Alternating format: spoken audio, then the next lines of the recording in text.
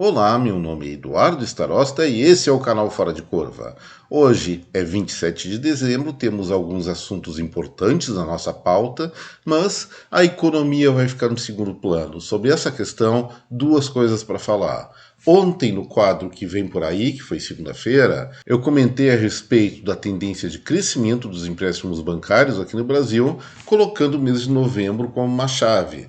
Nós sabemos que no início do mês nós tivemos o segundo turno eleitoral e quem se sagrou na votação, pelo menos oficial, vitorioso foi Luiz Inácio da Silva. E questão de empréstimo bancário, gente, existe aquela minoria que trabalha em função da necessidade, mas a esmagadora maioria ou os maiores montantes de empréstimos vão para quem quer investir. E aí é mais ou menos óbvio. Se aumenta o volume de empréstimos depois de um fato relevante, como é uma eleição presidencial, isso mostra um otimismo das pessoas que querem investir. Se diminui, por outro lado, é uma demonstração muito clara de pessimismo. E o que aconteceu com os empréstimos bancários? Em novembro, cresceram 1%, o mesmo percentual de outubro. Então, isso mostra, pelo menos dentro desse grupo de pessoas que captam recursos de terceiros, uma predisposição, não uma predisposição, mas uma sensação de neutralidade, até de estabilidade em relação à perspectiva de mudanças de governo. Se houvesse um crescimento elevado desse percentual, nós estaríamos observando um grupo de pessoas muito entusiasmadas, muito otimistas em relação ao futuro. Ao contrário, se houvesse uma queda, como eu já falei, seriam pessoas meio desesperadas com o que estaria por vir. Mas no momento em que se mantém a rota de crescimento natural da demanda por dinheiro do sistema financeiro, isso mostra que realmente quem está investindo, quem está captando recursos, não está nem aí para o resultado eleitoral, aposta em princípio numa estabilidade. A segunda questão econômica que eu vou abordar é parcial, porque eu estou devendo ainda uma análise mais pormenorizada do PIB setorial dos municípios entre 2020 e 2019 para ver como os setores foram impactados nos municípios por porte ou por renda. Vamos ver como vai ser a medida mais adequada em função do fica em casa na pandemia. Mas para não ficar devendo tanto tempo, vou pagar uma parcelinha para vocês.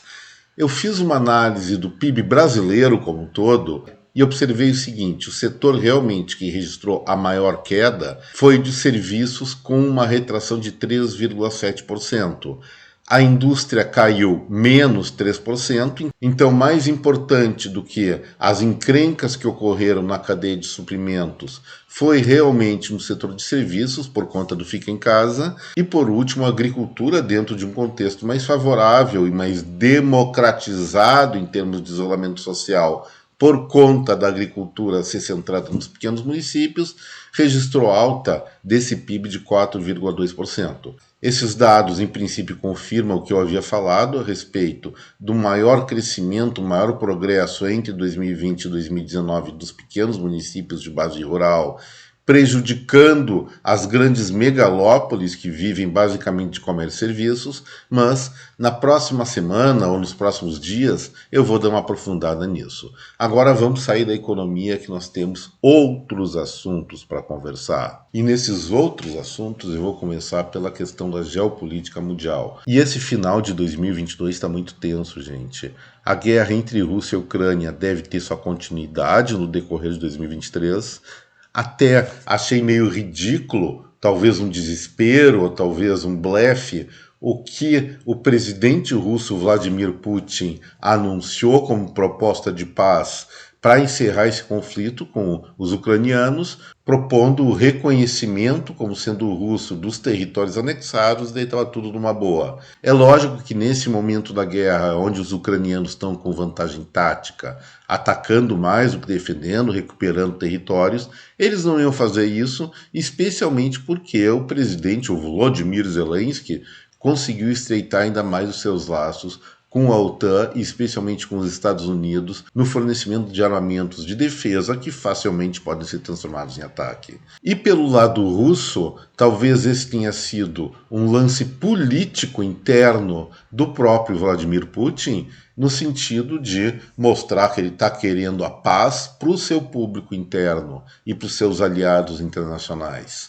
Mas realmente as condições propostas por ele não vai dar jogo não. A guerra vai continuar e se não houver embate nuclear, a tendência é que a economia russa se esvaia, eles entrem num processo grande de recessão até depressão, e isso pode fazer com que a liderança do país, incluindo aí o próprio presidente Putin, venha ser obrigada a deixar o poder por bem ou por mal. Mas ao mesmo tempo, e lembrando que a política internacional nunca é uma coisa óbvia, a China, nesse mesmo momento, resolveu fazer um passeio com 71 aviões sobre o espaço territorial lá de Taiwan. O que significa isso? É um desafio ou uma reação ainda à visita da parlamentar norte-americana no meio do ano a Taiwan, reconhecendo aquele país, e um pacote também de ajuda militar norte-americana para a defesa desse país.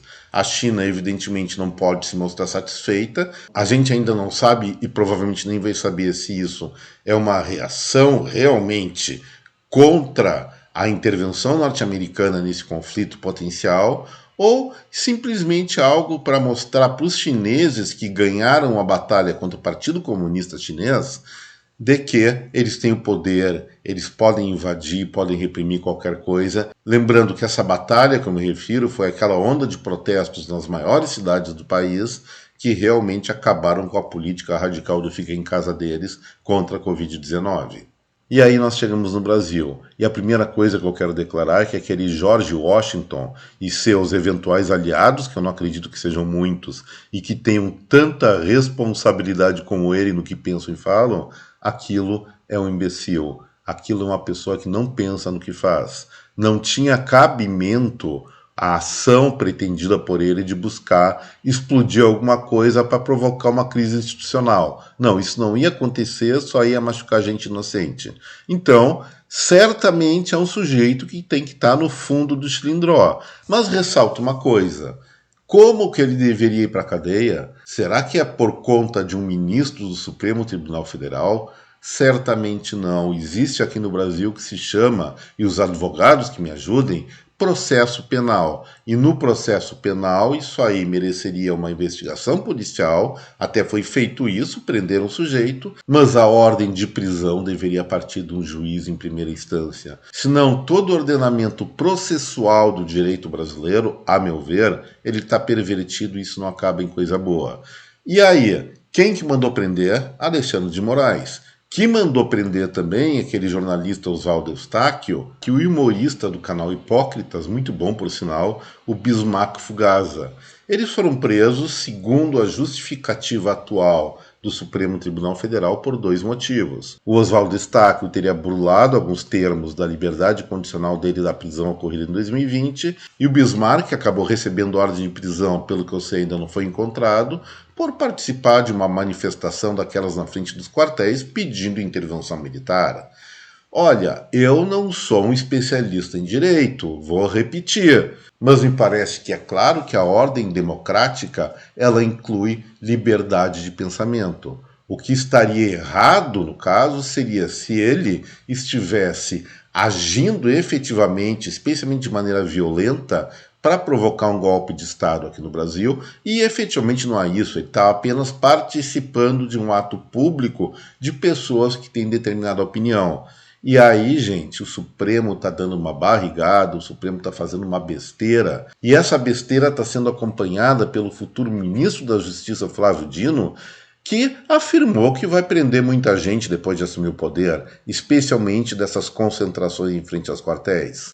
Olha, pessoalmente, eu não sou a favor de quebra nenhuma de regime democrático nenhum. Porém, mesmo não engolindo muito, eu sou obrigado a respeitar quem pensa nesse sentido. Pensando na lógica da ordenação jurídica brasileira, Eu vejo que existem instâncias a serem seguidas. A Suprema Corte é a última instância. Então, essas pessoas, antes de serem presas, elas deveriam ser devidamente investigadas, processadas em primeira instância, eventualmente indiciadas, passa pela primeira instância, se condenadas, vai para a segunda, que é o juízo dos desembargadores, e se condenadas na segunda instância e questionando alguma questão técnica do processo, podem chegar aí sim no Supremo Tribunal Federal.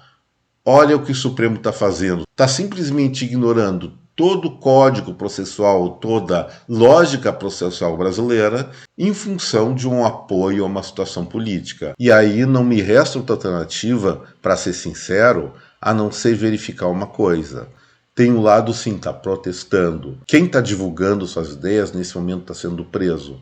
Eu vejo que o topo da organização que defende Jair Bolsonaro não é tão ingênuo a ponto de se deixar prender por uma situação tão ridícula assim, ou por uma decisão jurídica tão esdrúxula assim. Então, gente, a minha conclusão é que sim, o Brasil está no embate. Talvez nós não estejamos observando de forma muito clara isso, mas ele existe. E ele existindo, eu vejo que até a posse, ou diríamos assim, possibilidade de posse de Luiz Inácio da Silva, muita água pode rolar embaixo da ponte, e acrescento mais.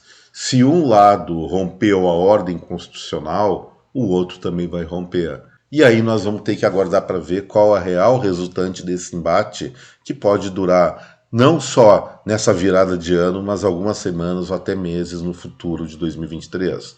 Espero que tudo acabe bem, espero que a ordem democrática seja mantida e eles façam um acordo e cada um volte para o seu devido quadrado. Mas não parece que é isso que vai acontecer, não, gente.